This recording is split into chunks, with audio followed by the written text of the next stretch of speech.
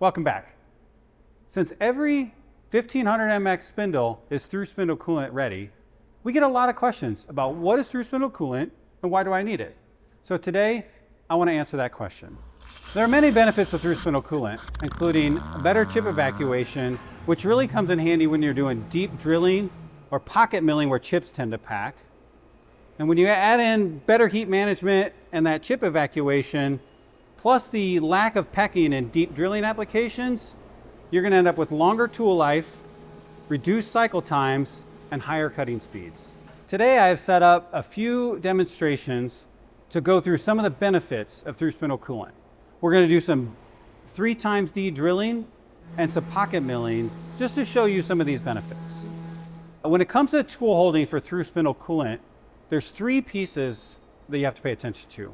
A through spindle coolant pull stud has a hole down it to allow the coolant to run through it, as opposed to a standard pull stud that is solid. This gets the coolant into the tool body. Next, you need a tool body that is hollow all the way through. This is an ER20 collet tool holder. This is what all of my tools are set up in today. But also, another side is that a lot of modular tool holders are bored through for through spindle coolant as well. We'll get to those in a second. The next link in this chain is the collet that holds the tool. Here, I have a sealed ER20 collet. Notice the spring grooves don't go all the way through the body of the collet.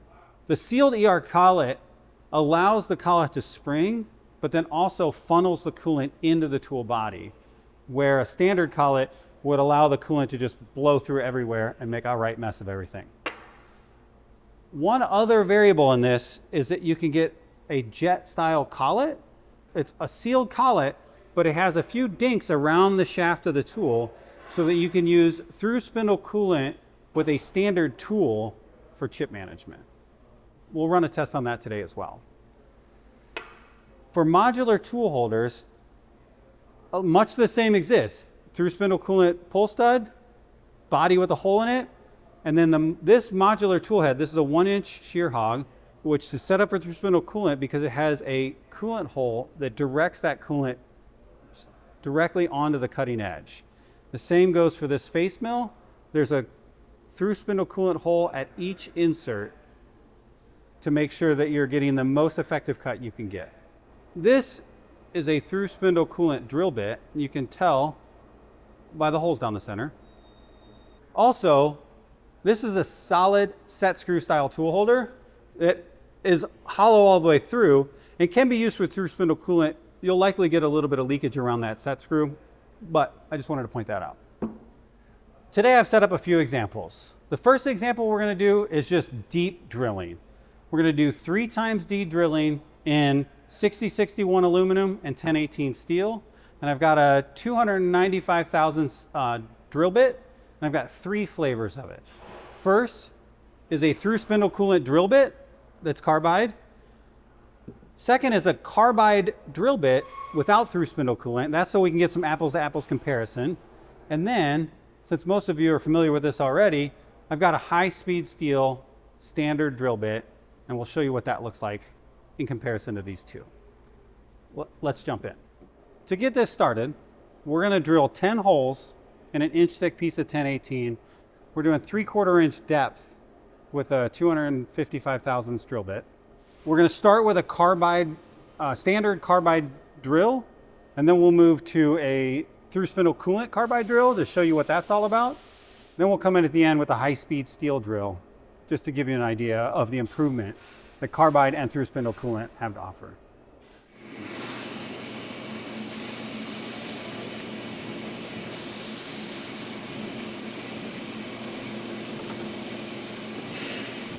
One thing I want to point out is when I'm doing non-through spindle coolant drilling, I've got a 125 thou peck set into the program.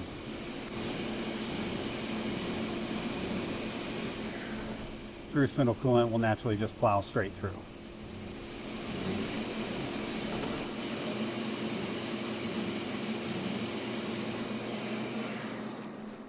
Now, to keep an apples to apples comparison, I'm not running this machine to its fullest. I'm not running these tools into the ground. I'm running pretty middle of the road feeds and speeds. In the carbide drill bits, in 1018, I'm running 450 surface foot and a 6 thou inch per rev on the standard carbide drill because of the depth of that hole. And then for the through spindle coolant drill bit, I'm running a 10 thou inch per rev.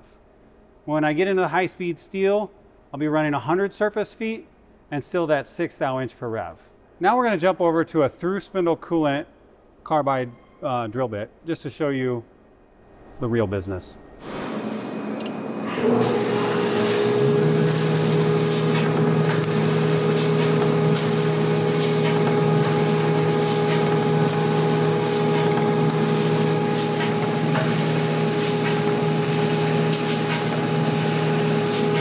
Can't see a thing now. Now, just to show you on mortal, we're going to do one in high speed steel drill bit.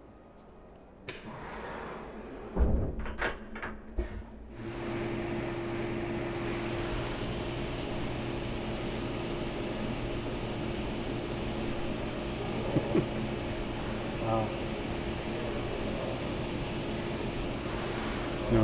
You want through spindle coolant now, don't you, Daddy? I don't have all day.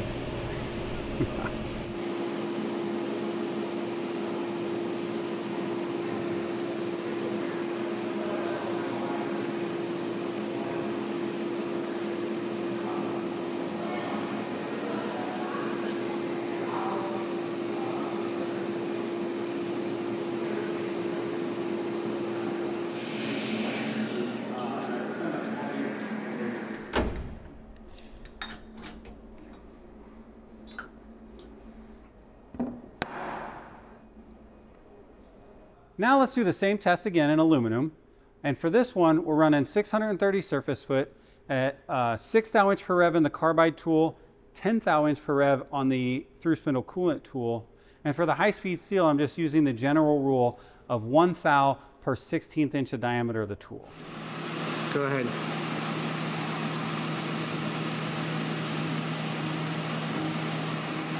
And this is the carbide drill bit.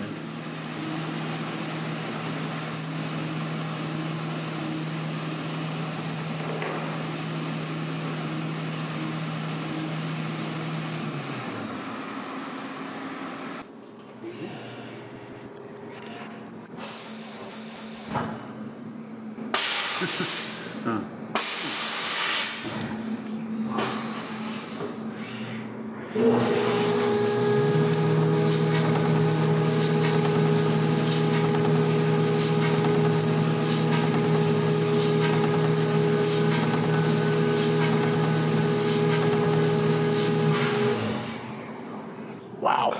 And finally, high-speed steel, regular old drill bit.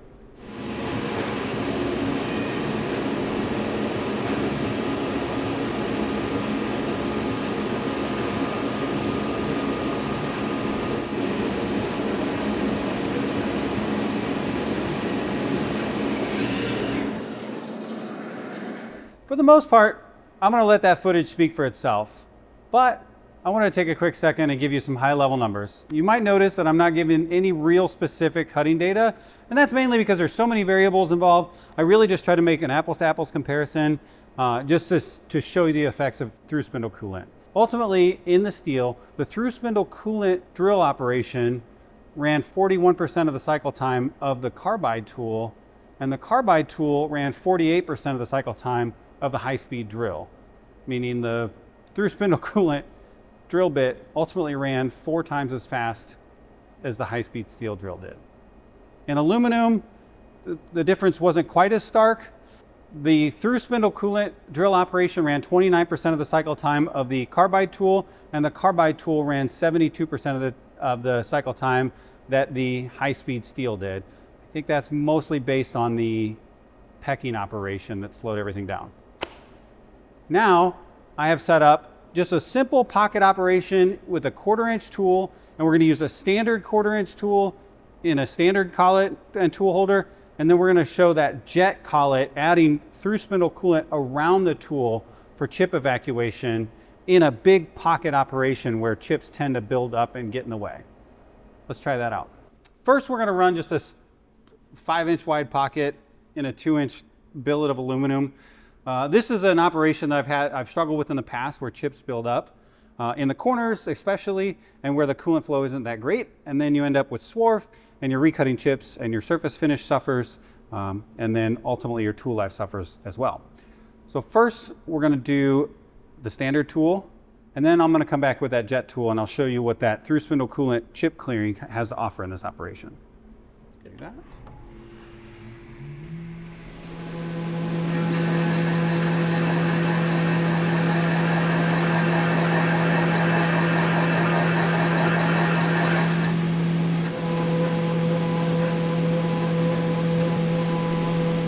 I don't know if you can see it in your video, but the chips are starting to build up like on the back of the vise where it's not washing over. Yep. And that's actually going to be where like a dam of chips is going to build up here in a minute.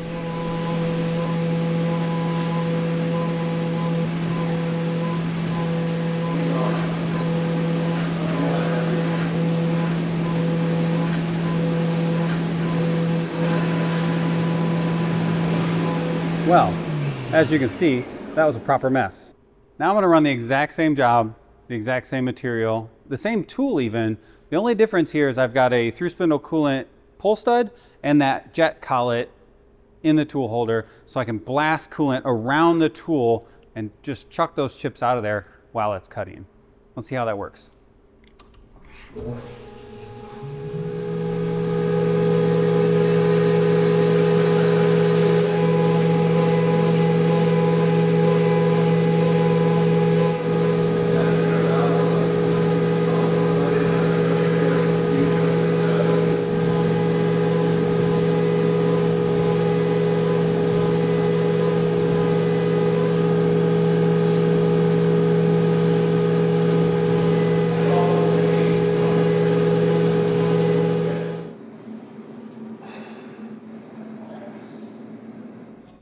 Well, that was fun.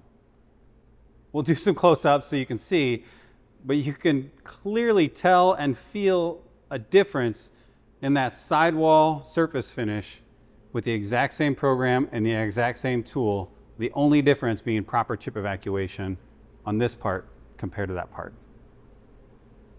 And finally, if you're in a pickle and you need some extra chip evacuation and you have the through spindle coolant kit and the appropriate pull stud, you can actually push coolant through a regular collet. It just doesn't come out as clean. Let's check it out.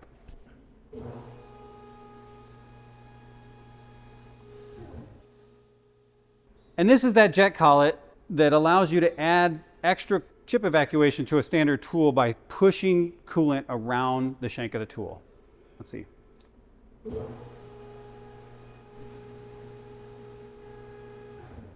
can see it go around the cutter. Oh, cool. Very cool. I hope you enjoyed this overview of the through spindle coolant. One thing I forgot to mention is the M codes. If you want to employ through spindle coolant in your G code, M207 will turn on through spindle coolant and M210 will turn it off. Otherwise, feel free to reach out if you have any questions.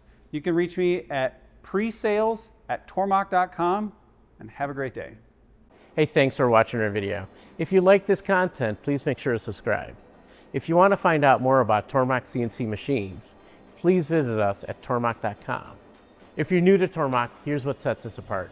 Tormach CNC mills, lathes, bandsaws, and routers are a great solution for rapid prototyping and small-scale production. If you want to start making a product or launch a business, you'll probably find that Tormach machines are a great fit for your needs. They also work really well for a variety of industries, including prototyping, product development, education, aerospace, robotics, and medical manufacturing. And they're perfect for hobbyists too. All of Tormach's machines run at standard single-phase power, so they're perfect for small shops, home garages, or maker spaces, without the need for expensive electrical upgrades.